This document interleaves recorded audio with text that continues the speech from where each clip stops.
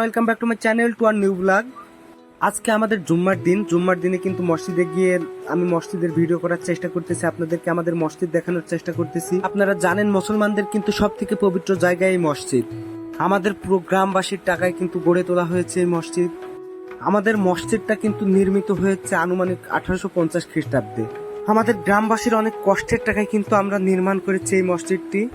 আমাদের ছোট্ট একটি গ্রামের মানুষ আমরা এতটাই মিলেমিশে থাকি যে সবাই মিলে কিন্তু এত সুন্দর করে একটি মসজিদ নির্মাণ করতে সক্ষম হয়েছি। আসলে আজ 2 দিন যাবত এতটাই বৃষ্টি যে ঘর থেকে বের হওয়া যাচ্ছে না। একটু সুযোগ পেয়ে কিন্তু আমরা মসজিদে এসেছি নামাজ পড়তে।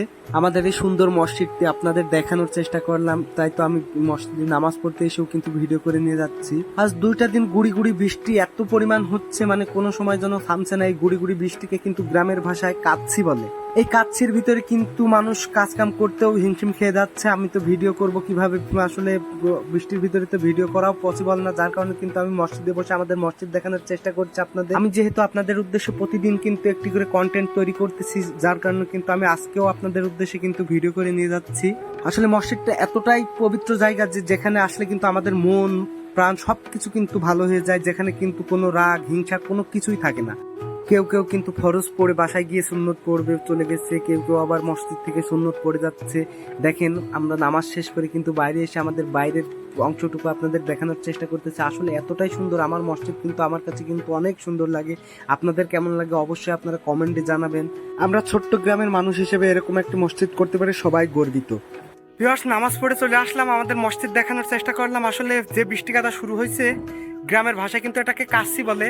কয়দিন থাকবে জানি না। 2 দিনের বৃষ্টিতে পিছনেই দেখতে পাচ্ছেন কি পরিমাণ আবর্জনা। আমি এটা ভিডিও করে করে দেখাবো আপনাদের একটু যে কি অবস্থার ভিতরে আছি, তাই বাইরে যাইতে পারছি না, ভিডিও করতে পারছি না। যতদূর পারলাম ভিডিও মসজিদের ভিডিও করে দেখালাম, যেখানে যেটুকু থাকছি সেটুকু দেখানোর চেষ্টা করতেছি। সো আমি আপনাদের পিছনের ক্যামেরাতে একটু আমি পিছনকের পরিবেশ দেখাবো। ভিউয়ার্স, দেখতে পাচ্ছেন যে কাদা পানি, এটা আসলে আজ 2 দিনের বৃষ্টি। গ্রামে থাকলে কিন্তু এই কাদা পানি কিন্তু আমাদের মেনে নিতেই হবে, মেনে নিয়েই কিন্তু আমাদের চলতে হবে, কারণ আমরা গ্রামের ছেলে। আমি যে গ্রামের ছেলে এটা কিন্তু আমি অহংকার করে বলতে পারি, কারণ গ্রামে থেকেই কিন্তু আমি আপনাদের উদ্দেশ্যে কিন্তু ভিডিও করে কিন্তু আপলোড করি। আজ 2 দিন ধরে যেভাবে গুড়ি গুড়ি বৃষ্টি হচ্ছে, এই বৃষ্টির ভিতরে আসলে ভিডিও করাই সম্ভব হচ্ছিল না।